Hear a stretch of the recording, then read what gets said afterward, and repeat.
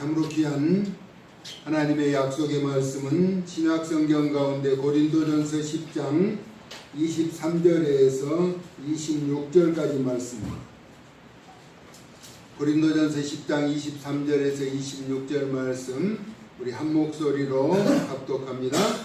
모든 것이 가하나 모든 것이 유익한 것은 아니요 모든 것이 가하나 모든 것이 덕을 세우는 것은 아니니 누구든지 자기의 유익을 구하지 말고 남의 유익을 구하라. 무릇 시장에서 파는 것은 양심을 위하여 묻지 말고 먹으라. 이는 땅과 거기 충만한 것이 주의 것임이라. 아멘. 분명한 존재 이유라는 제목으로 말씀을 나누고자 합니다. 공중에 나는 새 한 마리도 자신이 살아야 할 당위성과 이유를 알고 있는 것이죠. 그런데 지진과 홍수로 인하여 수만 명이 일순간에 사라지는 아픔을 겪는 현장을 보면서 참으로 안타까움이 듭니다. 하지만 돌이켜보면 원인 없는 결과 없고 까닭 없이 존재하는 것은 아무것도 없다라고 하는 것입니다.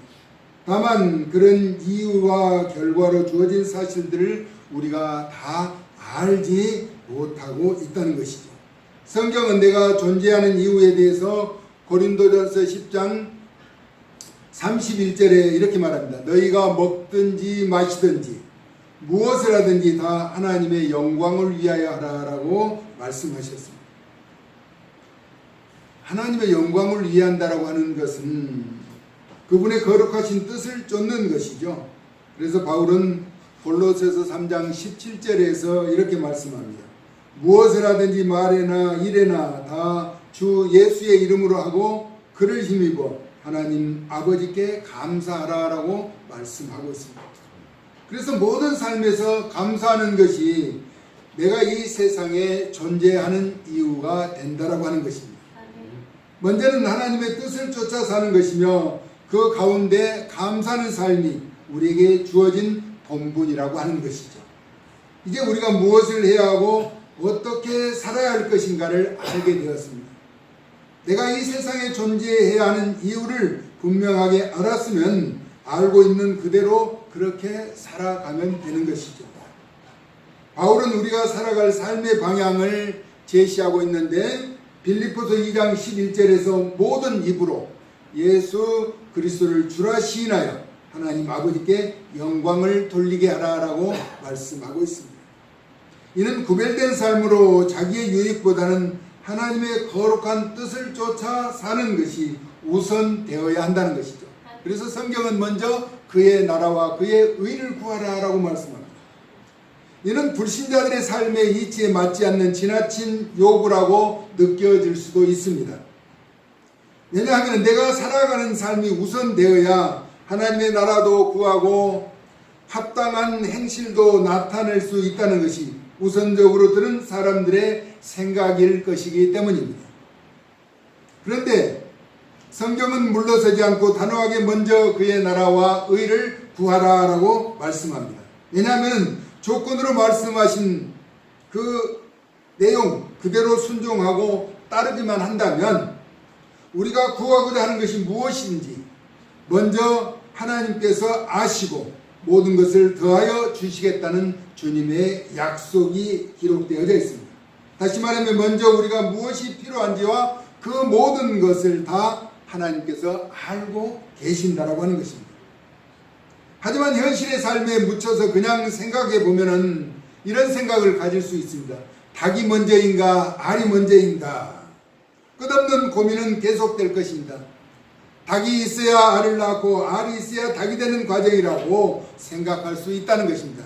그런데 여기에서 우리는 하나님이 창조하신 질서 가운데 서보자는 것입니다. 알보다는 닭이 먼저 창조되어 닭이 알을 낳고 계속하여 번식 활동을 하게 되는 것입니다. 그러므로 알보다 닭이 먼저라는 것은 창조 질서에서 나타내고 있는 것이죠. 그러므로 우리는 말씀보다 앞세우는 것이나 앞에 가는 것은 용납되지 않는 것이죠. 베드로 사도는 베드로전서 4장 16절에서 이렇게 말합니다. 만일 그리스도인으로 고난을 받으면 부끄러워하지 말고 도리어 그 이름으로 하나님께 영광을 돌리라. 예수님을 믿는 사람들이 고난을 당한 것으로 인해서 부끄러워할 필요가 없다라고 하는 것입니다. 그래서 바울이 말하는 것처럼 먹든지 마시든지 무엇을 하든지 다 하나님께 영광을 돌리라고 하는 것처럼 베드로 사도도 그렇게 말합니다. 도리어 그 이름으로 하나님께 영광을 돌리라라고 말합니다. 이는 우리가 예수 그리스도의 증인이 되고 모든 삶이 그리스도를 위한 것이 되어야 한다는 주장인 것이죠. 예수 그리스도를 자랑스럽게 여기라는 것입니다. 그렇습니다. 내가 예수를 믿는 이 사실을 다른 사람들에게 숨길 필요가 없어요. 감출 이유가 없다는 것입니다. 나는 예수를 믿는 사람이라고 당당하게 증거하며 나타내야 한다는 것입니다. 아멘. 목자는 우리를 나그네와 같다, 안개와 같다라고 말합니다. 베드로전서 2장 11절에서 12절에 사랑하는 자들아 이렇게 말하죠. 거류민과 나그네 같은 너희를 권하노니. 나그네, 영혼을 거슬러 싸우는 육체의 정욕을 제어하라는 것입니다.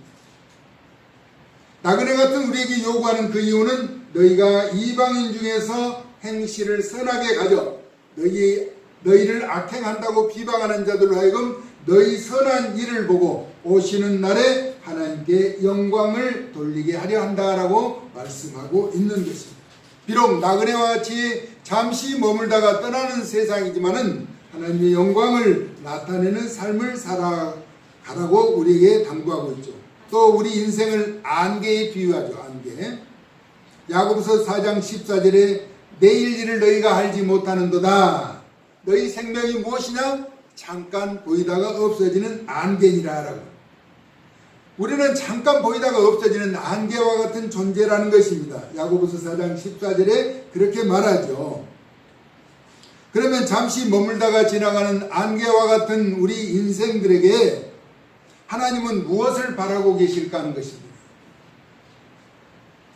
바울 사도는 우리에게 모든 삶을 하나님 영광을 위해서 살라고 하셨죠. 그리고 예수 그리스도에 대한 증인이 되고 그리스도를 위한 삶이 되어야 한다라고 말씀하셨습니다. 이 세상에는 우리에게 소중하고 귀한 것이 참으로 많습니다. 여러분 참으로 아끼고 귀한 것 많잖아요. 하지만 하나님보다 더 소중하고 귀한 것이 있다면 그것은 부질없는 것이라는 것입니다. 아멘. 왜냐하면 사람은 누구에게나 피할 수 없고 비켜갈 수 없는 한 가지가 있죠. 인간의 생사화복을 임의로 주관하시는 그 주권이 하나님께 있다라고 하는 것입니다. 그 가운데 히브리서 기자는 히브리서 9장 27절에서 이렇게 말합니다. 사람이 한 번 죽는 것은 정해진 것이며 피할 수가 없다는 것이죠. 그 후에는 심판이 있으리라라고 우리에게 말씀합니다. 아무리 사랑하고 아무리 가깝고 서운하고 아쉬워도 때가 되면 뒤돌아보지 않고 미련 없이 떠나는 것이 죽음이라고 하는 것입니다. 그래서 그 죽음은 단호하고 냉정해서 누가 대신하거나 막을 수도 없는 것이죠. 가족과 친지와 이웃의 죽음을 대하면서 인간의 영역을 벗어난 연약한 인간의 한계라는 것을 실감하게 되죠. 저는 목회자가 되어서 제 아버지의 임종 마지막 가는 그 육신에게 머리를 얹고 기도해 주었고 우리 장모님도 마지막 생을 마감할 때 하늘나라의 소망을 갖고 끝까지 믿음을 지키면서 그 영원한 나라를 소유하도록 머리에 손을 얹고 기도하자. 그 숨이 멎게 되는 또 안타깝지만 육신의 동생도 천국에서 만나보자고 마지막 말을 남기면서 떠나는 그를 또 믿음으로 보내는 일련의 이런 일들을 하면서 죽음이라고 하는 것은 분명히 우리를 갈라놓지만은 영원한 영광의 나라를 소망하면서 다시 만날 그 나라를 기대하면서 우리가 살아갈 수 있다라고 하는 것이죠. 성경은 우리에게 죽음에 대한 그 이유를 계속해서 약속해 주고 있습니다. 죽음을 통해서 한 가지 깊게 깨달은 것은 그날이 오기 전에 미련 없이 최선을 다하라는 것입니다. 왜냐하면 절대로 죽음은 누구도 기다려주지 않고 그 순간을 머뭇거리게 할 수가 없기 때문인 것입니다. 예를 들어서 돈은 가지고 있는 것이 내 돈이 아니다 라고 말합니다. 내가 사용한 것만이 내 것이라고 말합니다. 그렇습니다. 돈이 아무리 많아도 내가 사용한 가치를 나타내는 것이 돈의 효력이죠. 목숨도 내가 생존하여 마음대로 할 수 있는 것을 할 수 있을 때까지만 자기의 영역이라고 하는 것입니다. 그래서 영벌의 고통을 겪을 우리를 대신해서 예수님이 속죄의 은총을 베풀어 주신 것을 감사하고 영광을 돌리는 삶을 살아야 한다는 것입니다. 이게 내가 존재해야 하는 그 분명한 이유를 알고 살아간다면 복된 것이죠. 왜냐하면 살아가야 하는 존재 가치를 제대로 알지 못하고 살아가는 자들이 너무나 많다라고 하는 것입니다. 하나님의 영광. 영광은 하나님 자신을 나타내는 것으로서 온 마음으로 우리는 그분을 찬양해야 하는 것입니다. 로마서 1장 19절에서 20절에 바울은 이렇게 말합니다. 하나님을 알만한 것을 그들에게 보이셨다라고 말합니다. 그래서 하나님이 없다고 핑계할 수 없는 것이며 어느 누구도 하나님이 없다라고 부인할 수도 없고 핑계할 수도 없도록 하셨다는 것입니다. 영원하신 능력과 신성이 만물에 분명하게 보여 알려졌다라고 하는 것이죠. 살다 보면 인간사에서 먹고 마시는 것과 유익한 것과 유익하지 않는 것을 제외하면 거치는 것이 아마도 별로 없게 될 것입니다. 그런데 성경은 역설적으로 우리에게 당부합니다. 그래서 자기의 유익을 구하지 말고 남의 유익을 구하라라고 말씀합니다. 이유는 그들로 구원을 받게 하라는 것입니다. 많은 사람의 유익을 위하는 것은 꼭 초청을 받아 갔거나 앞에 차려진 것으로 시장에서 파는 것을 먹을 때 우리가 식사 자리에 초대를 받아 갔을 때를 말합니다. 양심을 위하여 묻지 말고 먹어야 한다는 것입니다. 왜냐하면 땅과 거기 충만한 것이 주님의 것이다 라고 성경은 말씀하고 있습니다. 그러나 혹 그것이 재물이라고 말하거나 그것이 재물인 것을 알거든 이를 알게 한 그 사람의 양심을 위하여 먹지 말도록 바울은 이야기하고 있습니다. 이는 남의 양심을 위하여 내 자유가 판단받지 않는다라고 하는 것입니다. 다만 감사하는 마음으로 참여하면 그것으로 인하여 어찌 비방을 받겠느냐라고 말씀하죠. 그래서 우리가 이 세상에 존재하는 분명한 이유는 31절에서 고린도전서 10장 31절 같이 한번 읽습니다. 시작. 그런즉 너희가 먹든지 마시든지 무엇을 하든지 다 하나님의 영광을 위하여 하라라고 말씀하고 있습니다. 이와 같은 사실로 골로새서 3장 17절에서는 무엇을 하든지 말이나 일이나 다 예수님의 이름으로 하고 그 예수님의 이름을 힘입어서 하나님 아버지께 감사하라라고 말씀하고 있습니다. 요약하면 우리의 삶에서 모든 영광을 하나님께 돌려드리라는 것이죠.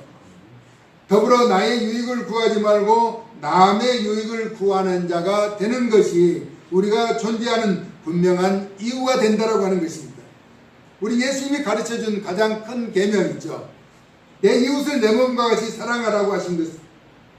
예수님께서 그런 사실을 또한 말씀으로 하시고 실천에 옮기셨죠.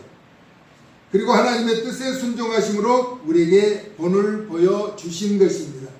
존재하는 그 이유를 알았다면 우리 모든 삶에서 실천하며 믿음의 거룩한 행보를 보이는 성숙한 하나님의 일꾼들이 되자는 것입니다. 할렐루야. 아멘. 우리가 존재하는 이유가 나의 유익보다는 남의 유익을 구하라는 것입니다.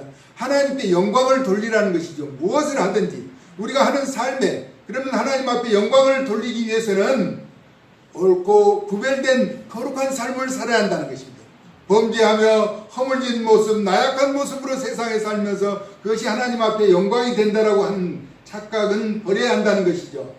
구별된 삶, 하나님이 말씀하신 그 말씀의 뜻을 쫓아 살아야 하는 것이 우리가 이 땅을 사는 분명한 존재의 이유가 된다라고 하는 것입니다. 그러면 우리의 삶의 모든 것을 우리 하나님께서 책임져 주시겠다는 것이죠. 사람은 자기가 약속하고도 잘 지키지 못하지만 우리 하나님은 약속하신 것을 반드시 지키시는 분이에요. 그분의 속성이에요. 하나님의 속성, 변개할 수 없는. 하나님의 품성이라는 것입니다. 그러므로 우리는 하나님을 믿는 믿음 안에서 약속의 말씀을 붙잡고 내가 살아가야 하는 분명한 존재의 이유를 알았다면 그 삶을 실천할 때 이 땅에서 하나님이 우리를 존귀한 자로, 복된 자로, 형통한 자로 이끌어 주실 것입니다. 아멘. 그런 확고한 믿음을 가지고 승리하는 저와 여러분 생애가 되어질 수 있기를 예수님의 거룩하신 이름으로 축원합니다. 아멘. 하나님, 우리가 하나님의 영광을 위해서 살고자 다짐하며 존재하는 분명한 이유를 알았습니다. 이전의 삶을 벗어버리고 이제 하나님의 약속의 말씀을 붙잡고 믿음의 존귀한 자로 살아갈 때 방해하는 모든 악한 사단의 계계가 물러가게 하여 주시고 성령이 이끄시고 간섭하신 가운데 순종함으로 승리케 하여 주시옵소서. 예수 그리스도의 거룩하신 이름으로 축복하고 기도 올리옵나이다. 아멘.